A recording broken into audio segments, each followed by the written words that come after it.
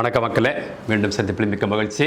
நம்ம கடந்த பதிவில் சொல்லியிருந்தோம், தொடர்ந்து ஒரு 3 பதிவு போட்டிருக்கோம். வளைகுடா பிரச்சனை பற்றியும் போர், அதனால் இந்தியாவுடைய எந்த அளவுக்கு பாதிப்பு இருக்கும், பாதிப்பு இருக்காது அப்படின்னு சொல்லியிருந்தோம். அதே மாதிரி தான் நம்ம சொன்ன மாதிரியே தான், எந்த பாதிப்பும் இல்லைன்னு. ஆனால் கடந்த 2 நாளாக எதிர்கட்சிகள்லாம் செய்த அமளி, இந்த பிஜேபி ஆட்சியவும் மோடி பேரையும் கெடுக்கணும் அப்படிங்கிறதுக்காக ஒரு அலம்பல் பண்ணாங்க. எல்லா பெட்ரோல் பங்க்லையும் பெட்ரோல் இல்லாத மாதிரியும், வீட்டுக்கு கேஸ் கிடைக்காத மாதிரியும் எல்லாத்தையும் அதை செய்து பார்த்தாங்க. அதுக்கப்புறம் மத்திய அரசாங்கத்துடைய நடவடிக்கையும் எச்சரிக்கையினாலேயும் திருப்பி சாதாரண நிலைமைக்கு வந்துருச்சு. நம்ம அப்பயே சொன்னது தான், கிட்டத்தட்ட 250 மில்லியன் பேரல் நம்மகிட்ட இருக்குது. அது எப்போயுமே 7லேருந்து 8 வாரத்துக்கான இருப்பு. அது எப்போதுமே இருக்கும். இப்போ இந்த மாதிரி கிரைசிஸ் டைமில் கிடையாது, எப்போதுமே வச்சுருப்பாங்க. அது எல்லா நாடும் வச்சுருப்பாங்க. பட் இந்தியா 140 கோடி மக்கள் இருக்கிறதுனால அதிகமாக இருக்குது. அதே மாதிரி நம்ம நாட்டில் ரெஃபைனரிஸ் நிறையா இருக்குது.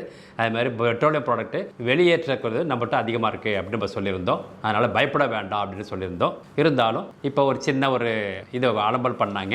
அது பதில் அவங்க பல இதை தோற்று போன மாதிரி இதுலேயே அவங்க தோற்று போயிட்டாங்க. இப்போ எல்லாருக்குமே தெரியும், இன்னைக்கு நேத்திலேருந்து எல்லாருக்கும் சாதாரணமான பெட்ரோல் ஈஸியாக எல்லா பெட்ரோல் பங்க்ல இருக்குது. அதே மாதிரி எல்பிஜி புக் பண்ண உடனே வந்துடுது, எந்த பிரச்சனையும் இல்லை, எல்லாம் நிலைமைக்கு. ஆனால் வாரங்க நிற்கல, வாரம் நடந்துட்டு இருக்கு, இன்னும் உச்சத்துக்கு போயிட்டு இருக்குது. அப்படி இருந்தாலும் நாம நார்மலாக இருக்கோம். இது எப்படி இருக்குன்னு நினைச்சு நீங்களே பாருங்க, நீங்களே முடிவெடுத்துங்க. ஓகே, நம்ம ஒரு திமுக ஆட்சி ஒரு நம்ம இப்போ இருக்கிற இங்கே இருக்க முதலமைச்சர் அங்கே பிரைம் மினிஸ்டர் இருந்தா எப்படி இருக்கும்னு நினைச்சு கொஞ்சம் நினைச்சு பாருங்க. சரியா, எப்படி சமாளிச்சாங்க அப்படின்னு ஒரு இது இருக்கலாம் நமக்கு. இன்னைக்கு 250 மில்லியன் இருக்குன்னீங்க, மில்லியன் பேரல் இருக்குன்னீங்க, அது ஒரு 8 வாரத்துக்கு வரும்னு சொன்னீங்க. அது எப்படி இப்போ சமாளிச்சிங்க அப்படிங்கிறது, இதுக்கான காரணங்கள் ஒரு 4-5 காரணங்கள் இருக்குது. அது நம்ம சொல்லுவோம். நம்பர் 1, நம்மகிட்ட இருப்பு இருக்குது. 1. 2வது, இப்போ என்ன பண்ணிட்டாங்கன்னா, அந்த ஈரானில் இப்போ சொன்னோம் இல்லையா, ஹார்மஸ்னு ஒரு தீவு இருக்குது. அங்கேருந்து தான் அங்கே போர்ட் ஆகி அங்கேருந்து எல்லா இடத்துக்கும் போகும்.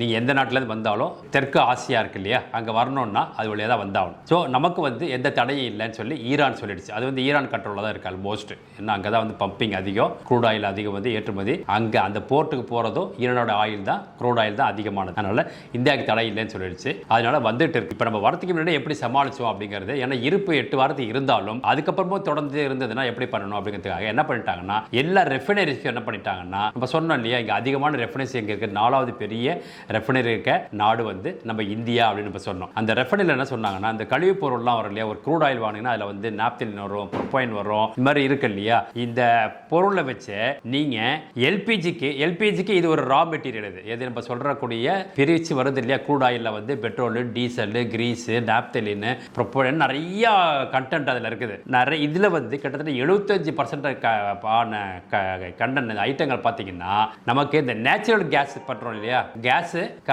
இதுவும் ஒரு மூலப்பொருள். அதனால அந்த மூலப்பொருள் நீங்க எல்பிஜிக்கு யூஸ் பண்ணிக்கிங்க.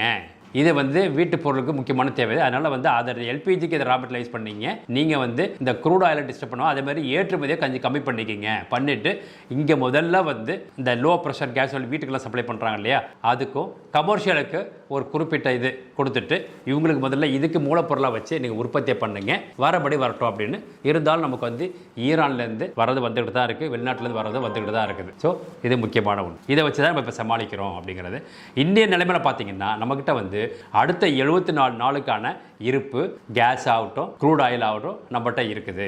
அதுமாதிரி கேஸை பொறுத்தவரைக்கும் ஒன்றும் என்றைக்குமே பொதுமக்களாக நம்ம சொல்கிறோம், கேஸை பற்றி கவலைப்படவே வேணாம்.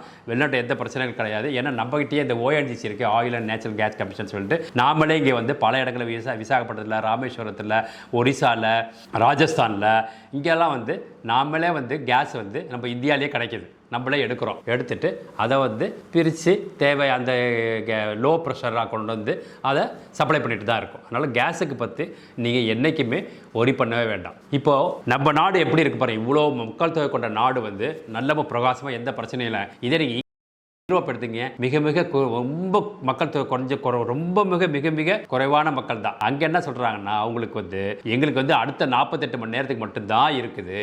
எது க்ரூட் ஆயில், டீசல், பெட்ரோலாக பிரித்து மக்கள் கொடுக்கக்கூடிய தேவைக்கான க்ரூட் ஆயில் எங்கிட்ட இருப்பு 48 மணி நேரம் தான். இந்த போர் தொடருமே ஆனால் நாங்கள் சம்பிச்சு போயிடுவோம் அப்படிங்கிறேன். இதே மத்திய கிழக்கு நாடுகள் பார்த்தீங்கன்னா அவங்க இப்போ இந்த அதாவது நம்ம சொல்கிறது மத்திய கிழக்கு நாடுகள்னால் எல்லாமே ஈரான், ஈராக்கு, துபாய், அதாவது யூஏஇ, சவுதி அரேபியா, பஹ்ரைன், அதெல்லாம் பார்த்தீங்கன்னாலே இந்த மத்திய கிழக்கு நாடுகள் உணவு பற்றாக்குறை வந்துருமோன்னு ஒரு பீதி இருக்குது. ஏன்னா அவங்க பார்த்தீங்கன்னா எல்லாமே வெளிநாட்டில் தான் வருது. காய்கறி ஆகட்டும், பழங்கள் ஆகட்டும், அரிசி ஆகட்டும், எல்லாமே வெளிநாட்டில் தான் வருது. அப்போ அவங்களுக்கு வர முடியாமல் இருக்குது உள்ளார. ஸோ உணவுக்கே பிரச்சனை வந்துருமோ அப்படிங்கிற நிலமையில நம்ம இருக்கோம். ஈவன் அவ்வளோ பெருசாக நம்ம சிங்கப்பூர் பேசணும் இல்லையா, சிங்கப்பூர் இப்போ என்ன சொல்லியிருக்குன்னா எங்களோட ஜிடிபியில் 1.6% சரிவு காமிக்குது, போயிடும் போல அப்படிங்கிறாங்க, பீதியில் இருக்கு அப்படின்னு. ஆனால் நாம இவ்வளோ பெரிய மக்கள் தொகை கொண்டு இவ்வளோ மொழிகளும் வேற்றுகளும் எல்லாம் இருந்துமே எல்லாரையும் சரிசமமாக வச்சுக்கிட்டு யாருக்கும் எந்த பிரச்சனையும் இல்லாமல் இருக்குன்னா அதுக்கான மூல காரணம் நாளும் ஆட்சி தான் அப்படி பார்க்கலாம். எது பிஜேபி, அது மாதிரி மோடிங்கிற தலைமையில் இருக்கக்கூடிய பிஜேபி இது எந்த பாரபட்சமும் இல்லாமல் பண்ணிட்டு இருக்காங்க. இதே இப்போ பார்த்தீங்கன்னா 1991 எடுத்துக்கிட்டிங்கன்னா இதே மாதிரி ஒரு கிரைசிஸ் வந்துச்சு. அப்போ பார்த்தீங்கன்னா காங்கிரஸ் ஆண்டுட்டு இருந்தது நாட்டை, புரியுதா? அப்போ இவங்க என்ன ஸ்தம்பிச்சு போயிட்டாங்க, ஒன்றுமே பண்ண முடியாமல் போயிட்டாங்க அவங்க. அதாவது நம்ம கடன் நம்மகிட்ட இருக்க நகைகள் இருக்குல்ல, அதாவது தங்கத்தை கொண்டு வெளியில் அடமானம் வைக்கிறது, அப்புறம் பாண்டை வெளிநாட்டுகளுக்கு விற்கிறது, ஃபாரினுக்கு விற்கிறது, அப்புறம் அதான் அந்த பாண்டுன்னு அது ஆயில் பாண்டுன்னு சொல்லலாம். அதுதான் இன்னைக்கு இருக்கிறதுலே பெரிய கோல்டு அண்ட் ஆயில் ரெண்டுமே வெளிநாட்டில் கடன்லாம் கொடுத்து அந்த பணத்தை வச்சுட்டு இங்கே சமாளிச்சுக்கிட்டு இருந்து. ஆனால் நம்ம 91 உங்களுக்கு இன்றைக்கி இருக்க இளைஞர்கள் 90 கிட்ஸ்க்குலாம் தெரியாது. 91 பார்த்தீங்கன்னா எல்லாம் அப்புறம் குழந்தைங்களாக இருந்திருப்பீங்க எல்லாம். இப்போ பார்த்தீங்கன்னா பயங்கர கிரைசிஸ் இந்தியாவில், ஒன்றுமே சமாளிக்க முடியாத அளவுக்கு இருந்துச்சு. அந்த மாதிரிலாம் இன்னைக்கு அப்போ இவ்வளோ மக்கள் தொகை கிடையாது, 100 கோடி இருந்திருப்பாங்க. அப்பயே இவ்வளோ பிரச்சனை சேர்ந்து. ஆனால் இன்னைக்கு 140 கோடி மக்கள் தொகை இருக்குது. அதை இங்கே எந்த பிரச்சனையும் உணவுக்கோ நமக்கு ஃபியூயலுக்கோ எல்பிஜிக்கோ எந்த பிரச்சனையும் கிடையாது. நம்ம ஒன்றுமே டெவலப் பண்ணிட்டு தான் இருக்கோம். இப்போ கூட பார்த்தீங்கன்னா மோடி அசாம் பிரயாணம் பண்ணியிருக்காரு, அங்கே போயிட்டு பிரச்சாரத்துக்காக போயிருக்காரு. அவர் அதை பற்றி கவலையே படல. யாருக்கு என்ன தேவையோ அதை அந்தந்த டிபார்ட்மெண்ட் அந்தந்த மந்திரிகள் மினிஸ்டர்ஸ் அது நம்மகிட்ட இன்னைக்கு பிஜேபியில் இருக்க வெளியுறவு மந்திரி ஆகட்டும், ஃபினான்ஸ் மினிஸ்டர் ஆகட்டும், எல்லாருமே பார்த்தீங்கன்னா அறிவு சார்ந்து அடுத்த லெவல் எப்படி இருக்கணும், எப்படி கொண்டு போகணும், அதுக்கான என்ன ஆக்கப்பூர்வமான செயல்கள் ஜெய்சங்கர் ஆகட்டும், நிர்மலா சீதாராமன் ஆகட்டும், பியூஷ் கோயல் ஆகட்டும், நிதின் கட்கரி ஆகட்டும், எல்லாருமே பார்த்தீங்கன்னாலே மிக மிக அருமையான படித்த அறிவு சார்ந்த மினிஸ்டராக இருக்காங்க. முக்கியமானது கரப்ஷன் இல்லை அப்படிங்கிறது தான். கரப்ஷன் இல்லை அப்படிங்கிறது மெயினானது. அதனால் மிக மிக நல்ல ஆட்சி போயிட்டுருக்குது. மக்களே இதுக்கு மேலேயும் ஒரு மன்னரால் செய்ய முடியாது அப்படின்னு இப்போ தெரிஞ்சுக்கணும் அப்படிங்கிறத நம்ம இந்த பதிவை போடுறோம். ஸோ மக்களை சிந்தியுங்கள், ஓட்டு போடும்போது நல்லவருக்கே ஓட்டு போடுங்கள், நியாயமானவருக்கு ஓட்டு போடுங்கள், ஊழல் செய்யாதவருக்கு போடுங்கள். குடும்ப ஆட்சி வரணும் அப்படின்னு நினைக்கிறவங்களுக்கு போடாதீங்க, ஊழல் செய்கிறவங்களுக்கு போடாதீங்க. அதுதான். ஜெய்ஹிந்த்.